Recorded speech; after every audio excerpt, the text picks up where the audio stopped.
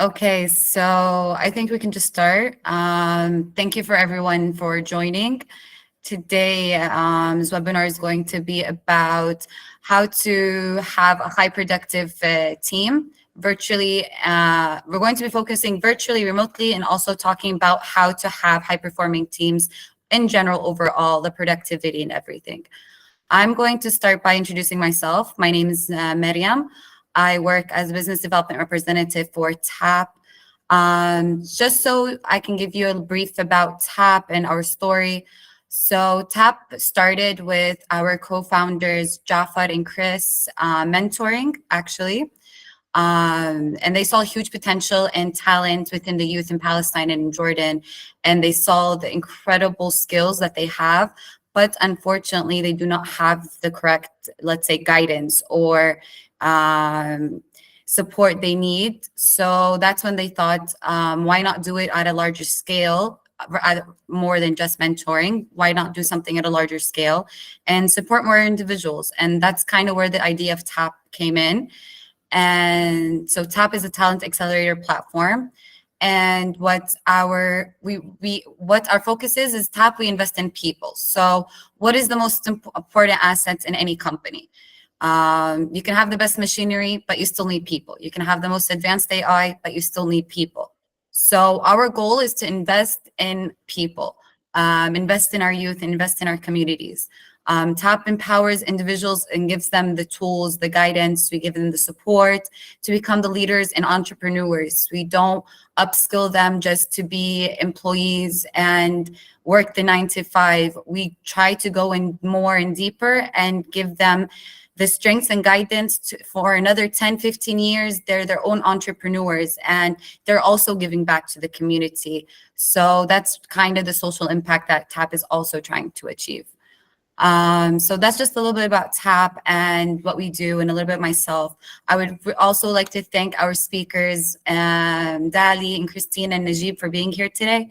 And I would like to maybe start off with introducing our previous speaker, Dali, and then we can take it with Christine and Najib afterwards. So with Dali, if you can be so kind and introduce yourself. Hi, everyone. Thank you, Mariam, for inviting me again. This is Dali. I'm based in Dubai. I work in the recruiting space, mostly talent strategy design, recruiting for executive and senior leadership roles for a telecom digital company that is operating across the Middle East and LATAM, Latin America. I'm originally from Tunisia, just moved after 8 years in Canada to Dubai. Yeah, I'm looking forward to connecting with more people, obviously. Thank you so much, Dali, and thank you so much for being here. Christina? Sure. Hi, everyone. I'm Christina. I am based in Dubai. I've been in the Middle East for about 6, 7 years now. I am the head of strategy and investments at Expense at a UAE-based fintech. And previously, I worked for Tagger, Egyptian e-commerce platform. So I've been in the tech space, startup space for a while now. Previously, I was working in London in banking. I'm originally from Lithuania.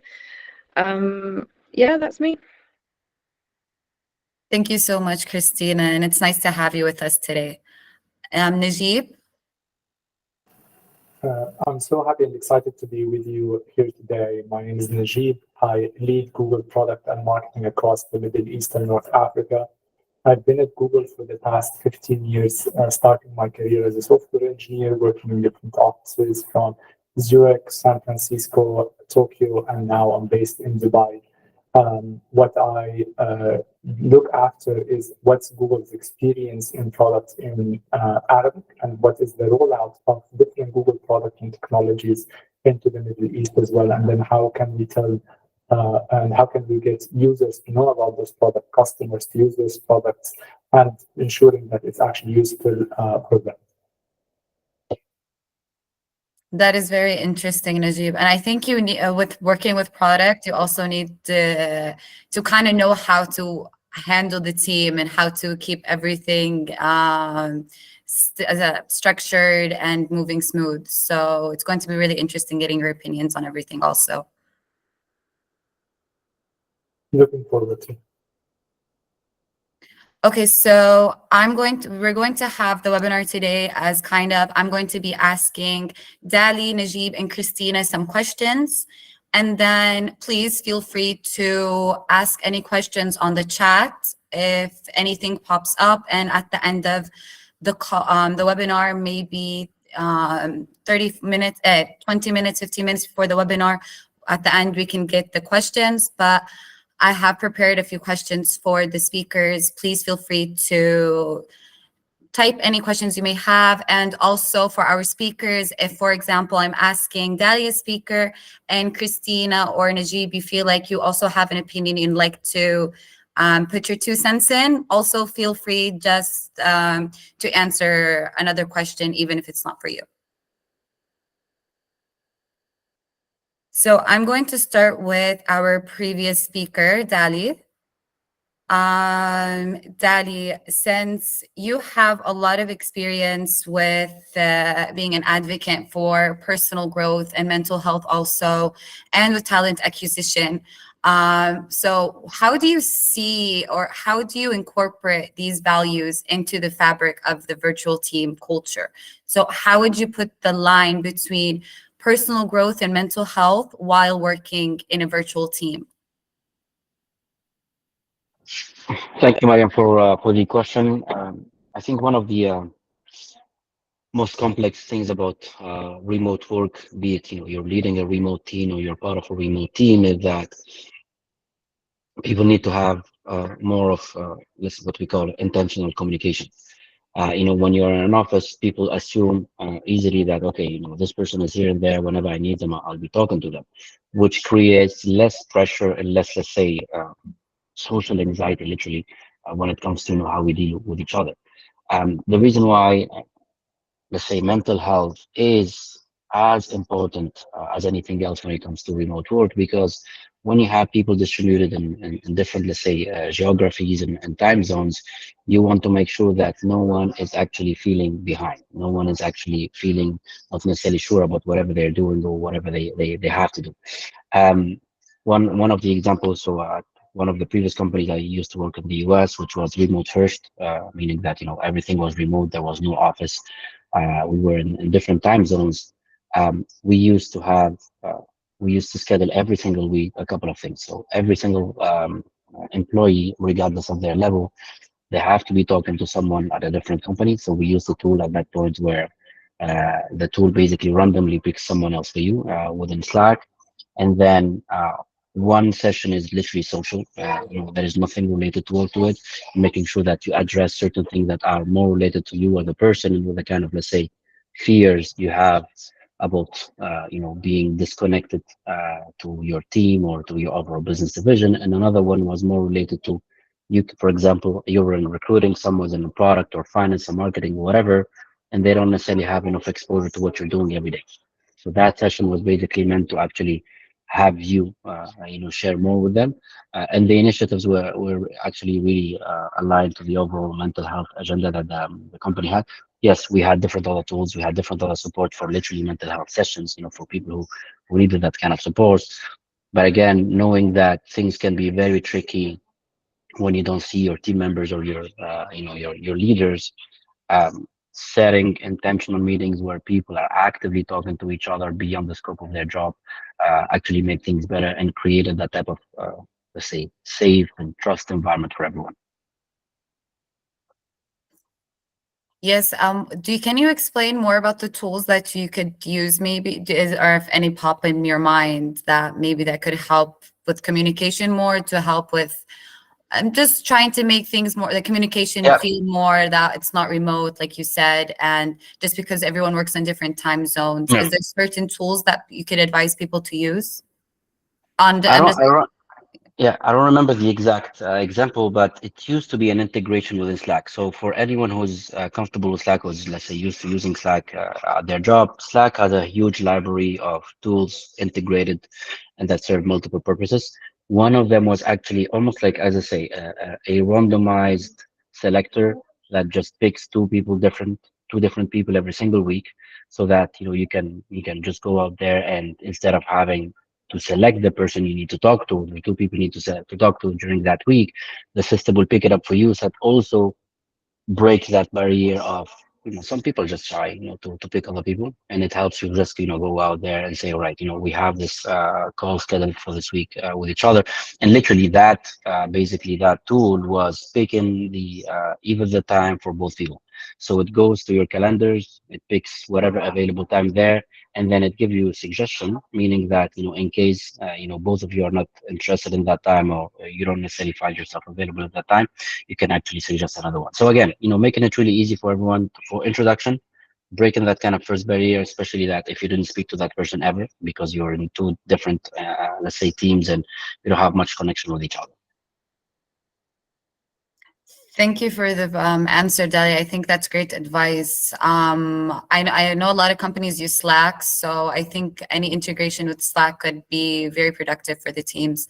I was wondering, we have another question. In talent acquisition and in development, how do you think the future is going to evolve around remote work in the future? How is talent acquisitionists taking that into consideration? What's going to be different with recruiting now that remote work is more something that's kind of trending now and more people are looking for work remotely? Obviously, we've seen too many tools promising, all types of change when it comes to remote hiring, remote selections, remote assessments. Sadly, very few ones are delivering on that until now, but that's how markets operate when it comes to, what type of tool could be relevant for X or Y need. What we've seen in the last 2 or 3 years basically is mostly the success of certain tools that are focused mostly on the pre-screening or screening side of things. In the pre-screening, unfortunately, a lot of people don't like that, but too many companies are also going into the direction of, before talking to the people we selected, from the interview process, let them have talk to a machine. And that, it's basically, an automated interview where you're sitting in front of your screen, but instead of talking to a recruiter, you're talking to a software that has pre-established questions. And that software is going to be basically recording all your answers and then decoding them in a way versus, whatever the recruiter is looking for. I did not use that specifically because I don't feel that these kind of, let's say, tools are relevant to what we're trying to do in the recruiting space. But I've used something else, for the last 3 years right now, which is called MetaView AI. And MetaView AI is basically the leading tool when it comes to interviewing right now. What MetaView AI does specifically is, I'll be just joining the call as a recruiter, talking to my candidate. It will be transcribing the whole interview. But basically, before going to the interview as a recruiter, I'll input the position, I'll input the candidates, that will be interviewed, so that MetaView will basically pick exactly what are the unique, let's say, requirements for that role specifically. And based on the question, based on the answers of a candidate, it will start classifying, let's say, the answers. It does not classify them as candidate, it classifies the answers and saying, all right, this is what is relevant about this. After their first year, they added another feature, which was quite important because we found ourselves, the company found itself able to help recruiters just transcribe and focus on the discussion itself, but not necessarily get more of it. So what they have now is they created an assistant within the tool, and that assistant basically, if I talk to you, for example, Mariam, and we have an interview, and then I'm asking you 10 questions, and then I go back to the hiring manager and they give me a follow-up question saying, have you tried asking about this particular point, or do you have an idea what they did here and there, for example? And what I do is I go back to that assistant and say, based on all the answers that were provided by Mariam, for example, are you able to tell me if they did this and that, or whatever, based on the hiring manager, let's say, follow-up questions. And that assistant is going to be really reviewing all the answers and then summarizing the key points that are related to the follow-up need, which is quite huge, by the way, because sometimes, we just focus on everything that has been said by a candidate, but we don't go beyond that, or we don't go beyond that idea. So anyone can Google that, look at MetaView.ai. It's an amazing tool. It's one of the very few tools that actually does the job today. They're adding more features into it right now, where you select all the candidates for a particular role, and then you can ask the tool specifically if they have a particular experience in something. I don't know, it could be a tool or an area, whatever. salary expectations, whatever, and it pulls all the answers, from these candidates, and then it will give you an entire, let's say, visualization on who's asking for more, who's asking for less, who's doing X and Y and Z. And for anyone who has been in the recruiting space, who have been, and knows what type of challenge we encounter, especially in high volume markets, when I'm interviewing 40 people in a week, 40 people requires me to do 30 minutes to 1 hour of follow-up and taking notes. With MetaView AI, I got rid of all of that. And now I'm focusing on looking exactly at the data so I can share it with key stakeholders. That's one thing. Second thing is, the good thing about MetaView AI, it doesn't assume things.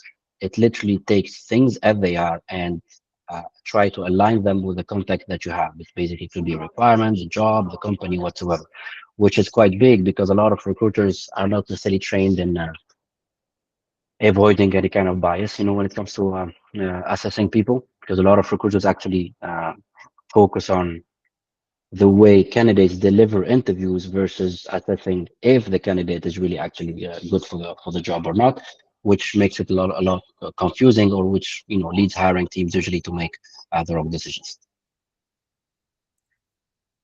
I'm kind of interested to also know, with having AI like that and having the interview AI like MetaView, what would be more important for companies? Would it be the skills they have on their CV and their resume, or would it be more important their personality and how coachable or how much growth and potential they can put into the team? So there's two types of ways maybe companies can look at it. One way is with hiring for qualifications and hiring for skills. So can the AI hire for skills instead of qualification? Well, the good news is that we don't have necessarily a process that is 100% led by AI, any kind of AI machine right now. Even if we do this, MetaView, if I use MetaView today, we don't use it in the follow-up rounds. So it's just used in the first round to actually, look at particular areas, and then we leave the hiring teams after that do their regular assessment, or let's say to assess, particular areas we have to focus on. And they don't use a MetaView AI in that. They really use just, the training we have. So we didn't get to that point yet. A lot of people also talk about recruiting for skills versus qualifications, but very few companies know how to implement that actually, in terms of, what does it mean exactly hiring for skills? Do we know, to assess people based on skills versus qualifications? And assessing people based on skills requires deep knowledge of behavioral interviews, and behavioral interviews are not easy for both interviewers and candidates, because it's mostly based on a particular method, and then you have to deliver that type of interview, and then also it requires candidates to be able or to be qualified in answering these questions from a behavioral standpoint. So we're not there yet. The good news is that we have a lot of hiring teams, and it's not necessarily, let's say, here in the Middle East. It's basically everywhere where they're starting to say that basically we're starting to say that interviews are overrated a little bit. Diplomas are overrated a little bit. How can I find a way to assess the skills themselves? So, which is helpful in the first round, because a lot of companies, especially big ones, used to look at, okay, where did this person study? And then they even put it in the, let's say, in the screening ground when you're trying to fill your application basically online. And sometimes they have preset number of schools, and if you're not from any of these schools, you cannot basically continue your application. We're not there anymore, which is good. So we're in a place where companies are saying, I'm going to give it a try. I've seen people who are qualified from X, Y, and Z schools, but they're not necessarily, good enough to deliver whatever I have to deliver. But they are not necessarily trusting 100% someone who doesn't have, let's say, the academic credentials. So if you don't have that, good. Let's look at your skills. Let's look at the depth of your experience and expertise. Let's also remember that recruiting or assessing people is not a straightforward science. It is not a science yet. People and companies have been trying it so many different ways. Technology has been getting into HR assessments and recruiting for the last 5 years only. Before that we had only basic stuff, nothing really exceptional. And so now we're getting somewhere where people saying, let's see things differently, because they have a choice also. You have a much bigger pool of candidates in the market, which is going to be decreasing over time, because we have a a population degrowth almost everywhere. But for now, let's say things are more easier on the let's say on the employer side versus the candidates or the talent, because supply and demand, there is not enough jobs for everyone. Plus, people are wondering what type of performance or what can I say and what should I do during these interviews or whatever, knowing that they hear all sorts of things on LinkedIn, mainly on Twitter, for example, about what companies are doing. And let me tell you for something, like I've been in the recruiting 12 years, 90% of what you see about recruiting online is not true. I mean, there's AI just here, and it didn't happen before. Still, a lot of people have to still go through resumes. I had a couple of weeks off, and when I came back, I had to review 1,300 resumes since Monday.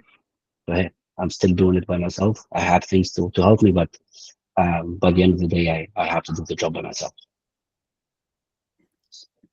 Thank you so much for the great advice and the information, because I feel like with everything we see online, we don't really know how to differentiate what is really going on in companies and what is not going on.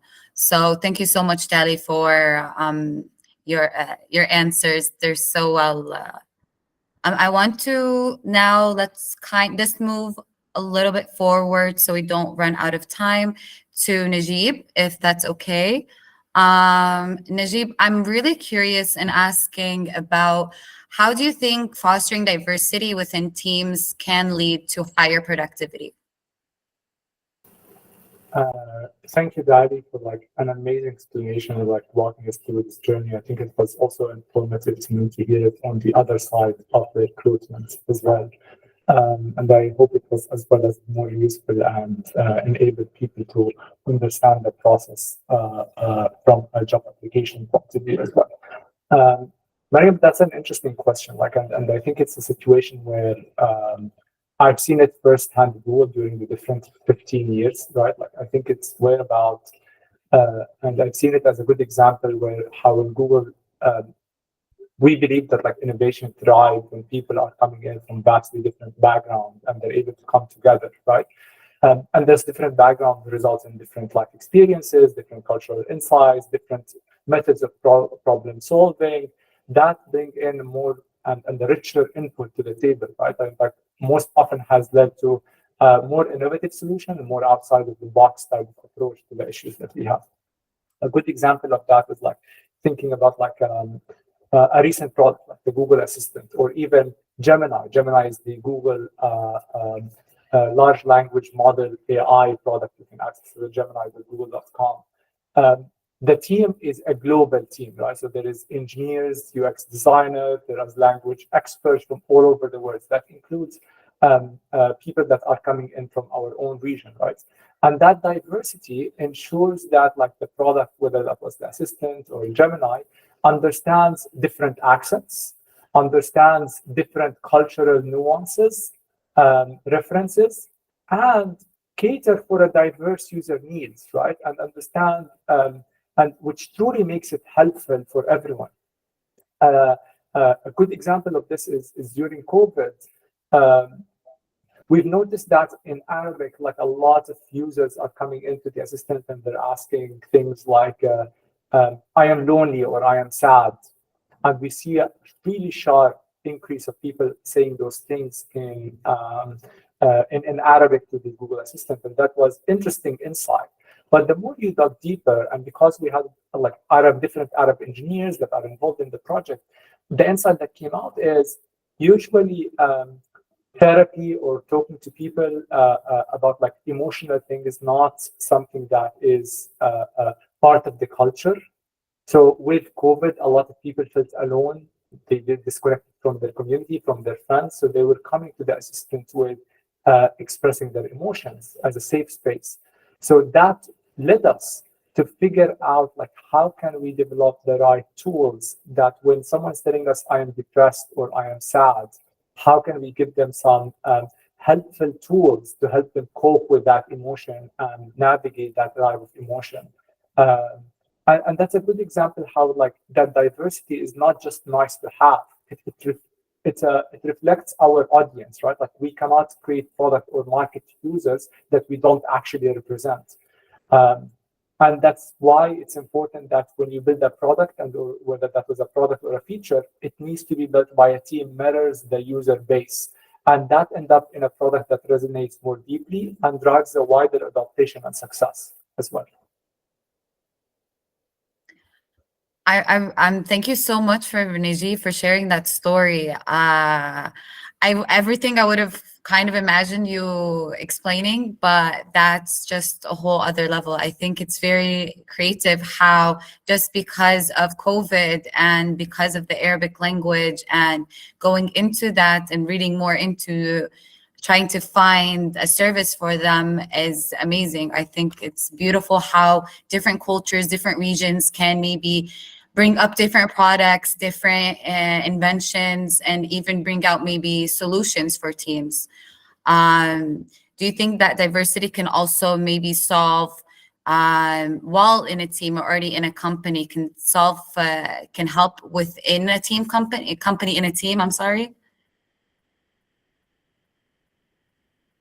You're muted. Sorry, I'm asking a company in a team? I mean, I'm sorry, I think my connection cut off a little bit. So what I was asking is, while we're working at a company, let's say I started a company and I'm a new employee, but how can I show the company that diversity can help bring in productivity? How would you advise someone wanting to start the diversity in the company? I think it's important that you're able to showcase how if you are in a place that lacks that diversity, you are able to find a lot of examples how people who are think similarly are resulting to the same type of conclusion or results, right? And you're able to showcase that, well, we're not able to think creatively or outside of the box, or even consider different type of perspective towards the problems that we're actually facing. It's those type of issues are very clear to spot out in teams that are lacking specific diversity into it. A good example with that is at some point we had a product in Google where the team was in all of their examples of this product or a graphic that is product, it's basically people who are having dogs as pets, and when they have examples, they're eating kale. And that's because the entire team was based in San Francisco, a city that is very famous, that is basically for dogs more than cats as pets. And at a similar situation where like people eating kale as a more of a healthy a vegetable is much more common.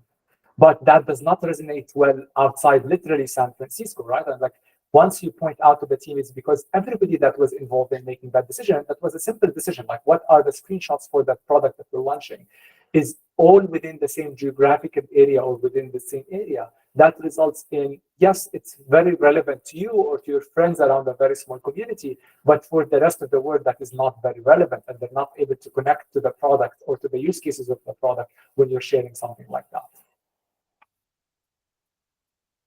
Thank you so much, Najib. I just was wondering also, how do you see, because since you're deeply immersed in the tech scene, how do you see the intersection of technology into shaping the dynamics of teams or diversity in team diversity? Sorry, I got cut off in the second part. Oh, okay. No, it's no problem. I'm saying, since you have a lot of also experience in the tech scene, how do you see the intersection of technology and, let's say, in creating a space or dynamics of teams, like for tools or policies or things that maybe companies can offer to help have this diversity or help open up the advantages of the diversity? So I think it's different aspects. So think about that from, like, let's say, start with tools type of situation, right? So a lot of the tools, and this is thankfully for COVID, helping accelerate the growth of those actual tools that are enabling people to work remotely. And when you have more of your tools are able to work remotely, that enables you to hire more diverse people from different backgrounds and different locations as well. So we've seen a huge growth in collaboration tools that are breaking down geographical barriers and allow truly global teams to ideate and build in real time. the meeting tools that what we have today are enabling people to also feel that they are within the room when their decisions are actually being made rather than being physically in a place. And the different communication tools, whether that was Slack or chat or whatever that tool that you're going to use, enable like fluid communication and also help share knowledge bases, and that enable us to level the playing field across the different teams that we have, whether that was in one place or a distributed team that we have. And then two, you have like AI-powered tools are like helping streamline like mundane tasks, right? Which basically are freeing up teams to focus on more bigger thinking, genuine creative problem solving, and designing tools to suggest a new design palettes, writing tools to help refine the tone of voice or like flush out PRDs. And then that leaves more brain powers to focus on like the big ideas as well. And then when we think about policies, I think this is something that also a lot of companies in COVID helped out understand is how can we respect more diverse time zone? How can we recognize that inspiration does not always going to happen between like 9 to 5? And different people have different work profiles. Some people get to focus in the morning, at the evening. Similar people have different work styles. Some people like to focus on emails twice a day. There's people who like writing documents. There's people who like it in meeting. And that enable, if you have the right policy that focuses on outcome, not just like, for example, time in the office, this will be much more important for you as you try to harness that like tech-enabled creativity, and that enable you to be much more inclusive to the culture that you're trying to build as well. Does that make sense? Yes, of course, that does make a lot of sense. Your answer was very clear and very insightful. I think it's just that sometimes companies need to find the safe space, that what's comfortable for them and also for the employee, but also giving the productivity and getting the revenue that most companies survive on.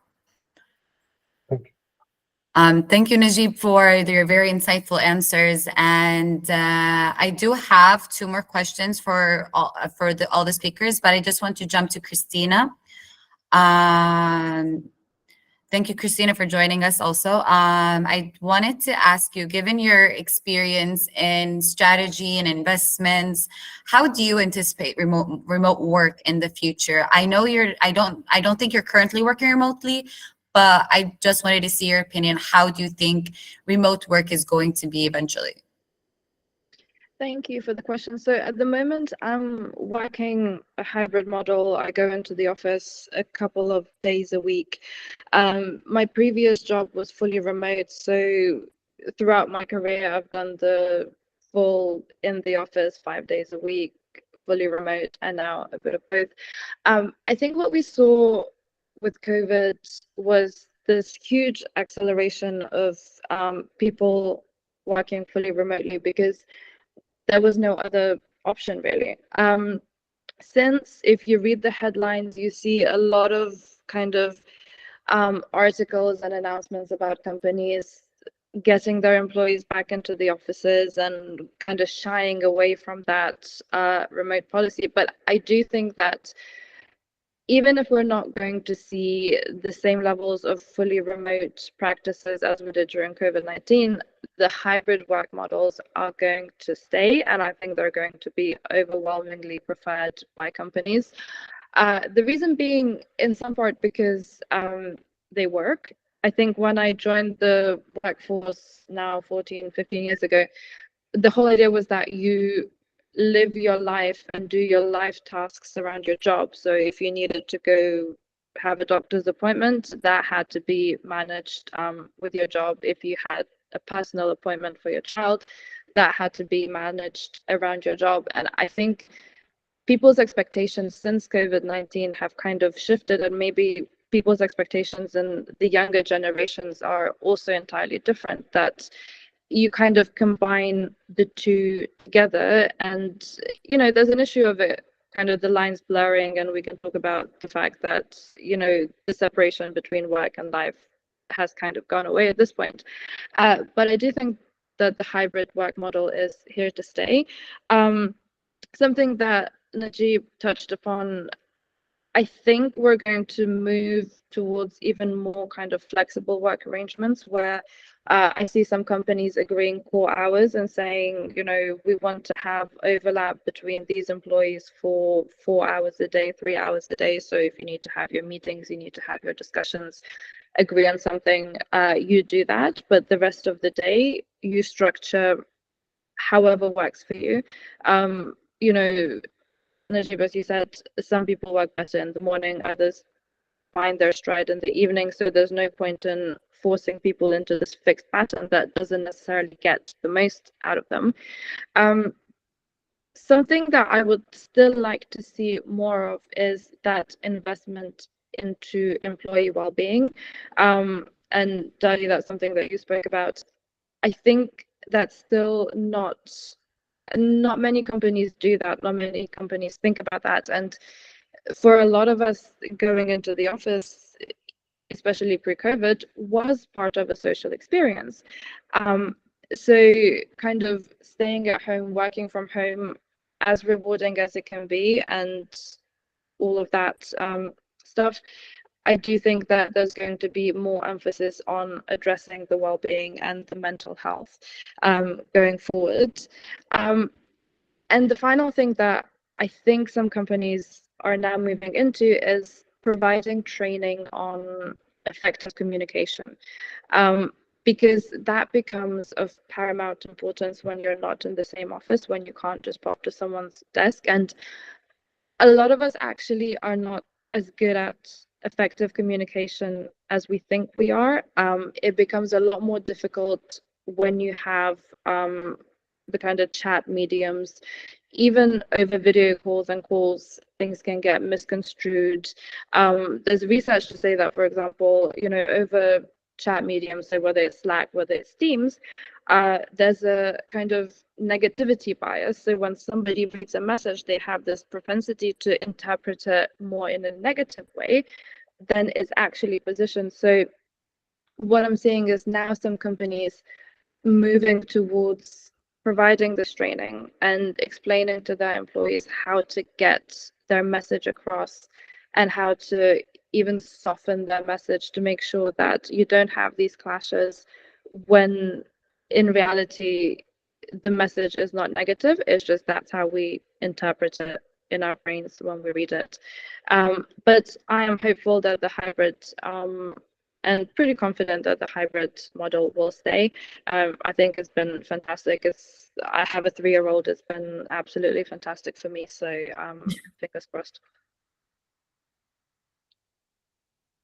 I think nowadays, like you said, Christina, like with COVID and the whole social experiment that happened with COVID, I feel that companies also saw that there's no need to have that whole office space and office community.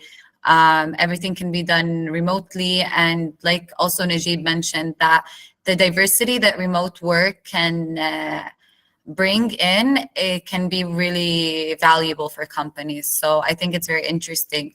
You mentioned how the blur between remote work and personal life. Can you explain maybe more of how you think there can be a separation between working remotely and personal life? Honestly, I think we just need to have, as employees and as employers, to have boundaries and have very clear expectations. Just because someone is working remotely, that does not mean that they are available 24 hours a day. To have clear expectations and policies, for example, whether you expect for a response within 24 hours, within 48 days. You know, when it comes to things like tech support and stuff like that, have clear service level agreements. And I think especially at a kind of more senior level, to also lead by example. I'm not going to message anybody after 7 p.m. and in a rare occasion that I have to, I say I don't expect a response right now. And equally, if somebody messages me at a time where I feel like it's just it's my personal time, I will not respond And for some people that doesn't work. They expect a response right away. However, I do think that that is the best in terms of maintaining that separation, and that's what's worked for me. I have set clear expectations with every single kind of junior of mine and every single manager that I've had. And I've stuck to those. If I say, great, I'll respond to you tomorrow, that's it, I'll respond to you tomorrow. But there are very few things, I think, in a work environment that cannot wait a few hours or a day. And in the long term, that's going to save so much stress, it's going to save so much hassle. And I just think those boundaries and expectations are incredibly important. I think it's also interesting how you said that you made it clear with the juniors, and you also made it clear with your management. Who do you think should be responsible to give like these boundaries? Should it be the employee, the employer, or kind of a little bit of both? So I think at the end of the day, it's the senior management that sets the working culture, right? So it's something that should trickle down, and they should abide by that. It shouldn't be just something that is written down somewhere in an employee manual, but then everybody ignores it. Realistically, as a junior employee, you might not feel as empowered to say, no, I will not respond to you at 2 a.m. in the morning. But I would hope that that is something that your manager would understand, and this wouldn't even have to be a conversation if the culture is set properly and correctly. Thank you so much, Christina. I think your answers were very insightful, and we gained a lot of knowledge from them, from Najib, Dali, and Christina. Just because we have 15 minutes left, and I don't want to waste our speakers' time, if anyone has questions and would like to send them on the chat or raise their hands, feel free to ask. And also, Bilal? Yes, hi. How are you? Good. Good. Thanks for having me on the webinar today. I actually have a question. Sorry. For who? Najib.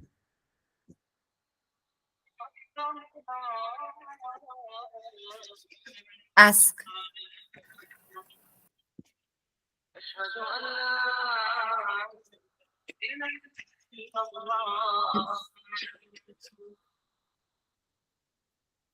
Okay.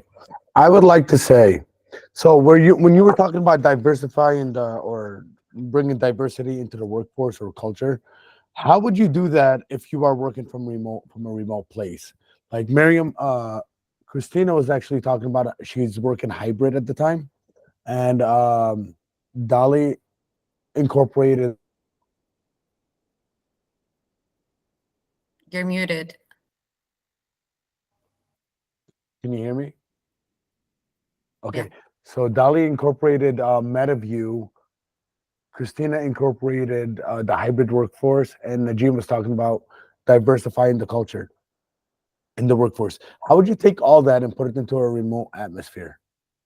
I don't think it needs to be having specific special areas within a remote atmosphere or not, right? Like I can talk about like specifically around Google, but Google is not something that is applicable for most companies, just given the size of the company it is.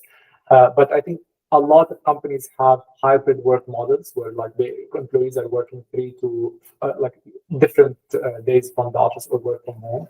But it also starts at the beginning of how do we actually select the employees, right? If you are only selecting employees that have very similar backgrounds to you, if you're only making your recruiter reach out to very specific universities, and you're not challenging them to go beyond that, or challenging them where they're basically telling you, I'm sorry, I couldn't find any Saudi candidates type of a situation. That's where it actually starts. Like, I think finding people from different backgrounds, and even if you need them to be located in the same country for like visa reasons, right? Make sure that they come from a different socioeconomic background that they're actually into it, different educational background. That's what matters, rather than like thinking about like what are the tools needed. Tools come second. After you have the right employees that are diverse, then you think about like what are the tools and policies I need to make sure to accommodate them. Because also diversity can mean, beyond the background, can mean also different life experiences.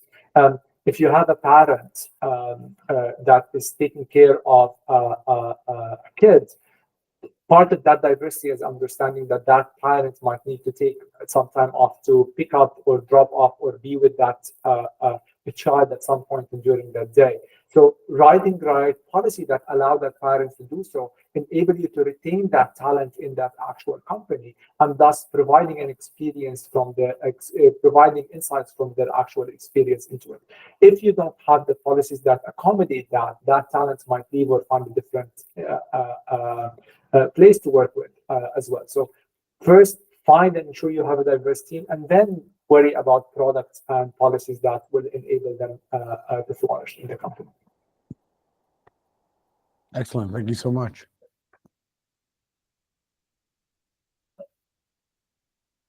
If anyone else has any questions.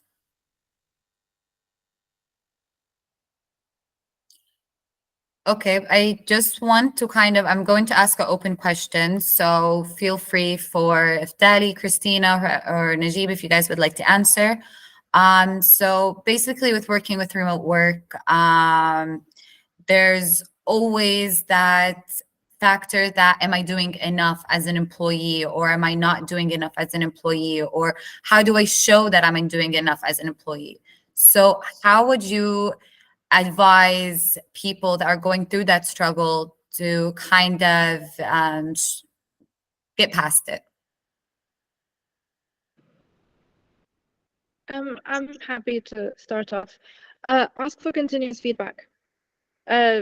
The only way to get out of your head and find out if you're doing enough, how to improve, what you need to improve, is to have continuous feedback. Have a conversation with your manager every couple of weeks, once a month, and really get their feedback there and then. A lot of companies still have this old school review cycle twice a year, which I don't think it benefits employees really that much, because at the end of your review cycle you get feedback on something that you potentially did 6 months ago, so you missed this 6-month window of improvement effectively. Whereas if you have the feedback there and then, you can action it immediately.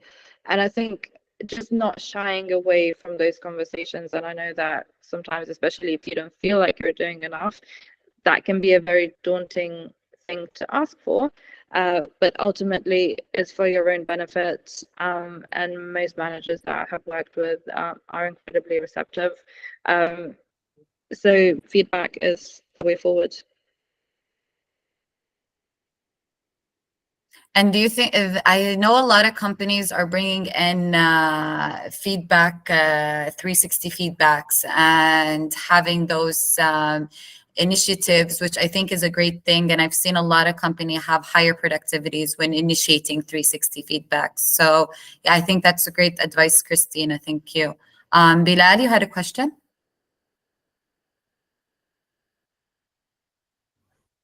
No, actually, I just wanted to add on to what Christina was saying. Continuous feedback is great as well, but from my experience, I learned that asking as well, asking like, hey, you gave me these tasks, can you give me more tasks, or what's the task for the week? What do you expect of me? What do you expect of my daily tasks to be? How many hours are you expecting from me? When is my submittal date? Or like, when is my date of like, my end date or something like that? Like, when do you want this project handed in, or when do you want this? How should I say? When can I expect more after you give me this project? What's my daily tasks or lineup for the week? I think that's very true, but I think it all goes back to like what we said earlier in the call. I think it was Christina that said it goes back to communication, and it goes back to how the companies we need to have more companies putting in the initiative about communication classes, about having courses on how to communicate, because how to communicate remotely is different than how to communicate in an office setting. Even with asking for tasks, asking them remotely is different than asking them while in the office. So I think it all goes back on to have productivity in a team or to have good management is to have that communication. Yes, Tali? Um, when remote work became a thing, because it has been out there for a very long time, by the way. Remote work did not appear with the pandemic, but a lot of, let's say, office roles where very few people are actually doing that job. They have been offered remote jobs for a long time, and I think during the last webinar, I gave the example of underwriters in the insurance space. Underwriters have been always remote because they can do that, because they can negotiate that, since there are very few people in every market doing that. Remote work, and this is something a lot of people don't want to hear. Remote work is not necessarily for everyone, especially when you look at job description saying this is a remote role, and we're looking for someone who has remote job experience. And it's true. Being remote can become one of the most anxious experiences, actually. You become anxious because you don't know what's actually happening around you, because you don't know who's assigning you tasks, and you don't know what to do exactly because we're not connected physically to anyone. And that's why and remote work experiences basically translates into something very specific, which is, are you able to self-lead yourself? I mean, can you lead yourself every day? Can you just wake up and, look at your screen? It's 9 a.m., it's 8 a.m., it doesn't matter. Right, this is what I have to do today, without actually asking those questions.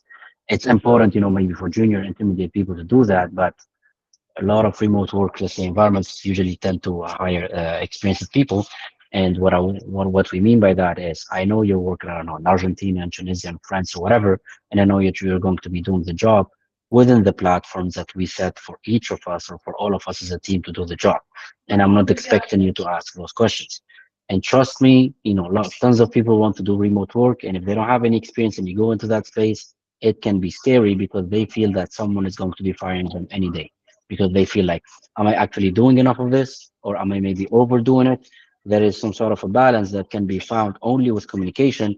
And I've worked a lot remote, and honestly, over communication is not a bad thing in remote settings.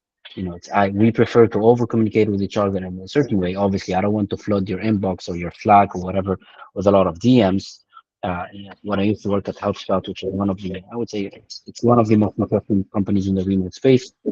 They're based in Boston, but they have people everywhere. They used to say, for example, this sounded a little bit weird for a lot of us, don't be afraid of using a lot of emojis, because first, you cannot convey the same message with the same intention, with the text as compared, for example, to when you say that, directly to someone. Second, culturally speaking, an Arab doesn't show the same excitement as an American white person, as a Brazilian, as a Chinese. So sometimes it's better to literally indicate someone that you are excited in this very particular mode versus I'm angry at you. So, and it helps, we had a lot of, let's say, exercise simulations where we asked each other, we were asked to actually not use, emojis for a week, and we saw the mess it has created because there has been a lot of, let's say, barriers between each people. Again, unless you find a certain balance with someone, a certain group saying, well, these are the rules of communication between us, and we'll do this, and maybe you don't use emojis, but whenever you have a doubt about something, especially for Slack, especially for, let's say, internal communication channels, I'm not talking about partners or suppliers or clients or whatever, you can set the tone with saying, hey, I'm happy to tell you this, or I'm disappointed to tell you this. But I think also it's the problem with companies. What I noticed with my experience in remote work and how companies are operating, even we have a question about tracking tools that screenshot your computer or what you're on. I feel like companies are looking at it more like they're trying to track employees more than they're doing it to actually communicate and asking the employee, what are you doing? What's going on? Do you need any help with anything? So how do you feel about the tracking tools? Could they use more communication instead of the tracking tools? Najib, also, if you'd like to answer. I just want to add the perspective that tracking tools is not always, it's a necessary evil. I think it's a situation where for a lot of compliance, we need to track them. Think about like when you work in an industry where your hours are billable to a client, or it's hour you're working like where they need to bill that specific hours.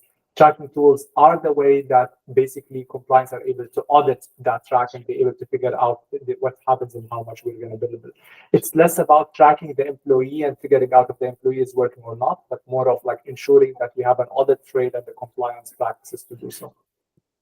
And that's how I encourage everyone to think about that from that perspective. That's a very new perspective, and I really respect to have my eyes open on that perspective. But does anyone else have any opinions? I think this is kind of interesting before we end our call. Yeah, I think outside of the requirements for audit and kind of compliance, I'm not a huge fan of the tracking tools. I think remote work rests on trust. And I think you have to have that trust within the team to not feel the need to use those. I personally have seen in the teams those, especially in the tech teams and development teams, these tools would breed resentment. And I've seen attrition to companies that did not use them for that exact reason. So yeah, there's a time and place for them. They can be incredibly beneficial, but I wouldn't necessarily jump into using them before thinking about it quite a bit. I think I agree more with Christina on this point. Dali, what's your opinion? I've been in a lot of places that has used tracking tools or some sort of tracking tools.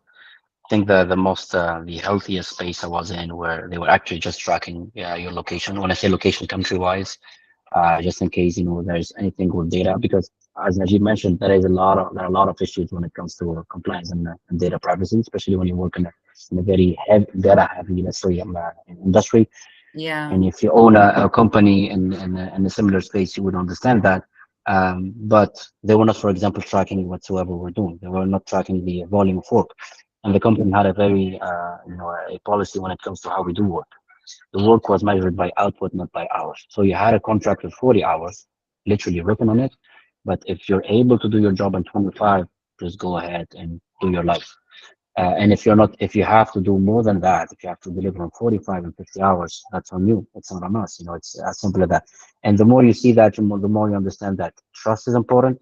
If you can balance trust with what is it as a company that we need to comply with, let's make sure that we're in the right space. But they were not tracking our screens. They were not tracking our time. I would usually avoid any company that has a timesheet system or timesheet mindset. Even if you're not, filling on a timesheet, they have a timesheet mindset where, hey, what did you do today exactly? What's your plan for the morning? What's your plan for the afternoon? And usually, if you're doing that, you're not a remote first company, or you're not a company that has a strong remote culture, because you did not create, let's say, the culture that allow people basically to do their job. You created a culture where, oh, I'm obliged to hire people from abroad, so I need to make sure to create some sort of very rigid guidelines around them to actually have them. Yeah, that does make sense that maybe certain companies need certain tools also for their own privacy. I know a lot of companies, with working with TAP, we employed a couple tappers with companies that they sign NDAs or they have certain privacy information. So that's understandable. But I do like the point that at the end of the day, while working remote, we need to be in a company that gives us the opportunity to have the remote standards, not just the remote buzzword as the title. So that's a great insight from Christina and Najib and Dali. Thank you so much for being a part of this webinar. And hopefully I will send the recording by the end of this week. And if you'd like to send also anything with the recording, please feel free to send me anything just before I send it out. Thank you, Mariam, for having us. Thank you. Thank you. Bye. Have a nice day, everyone. Thank you for joining.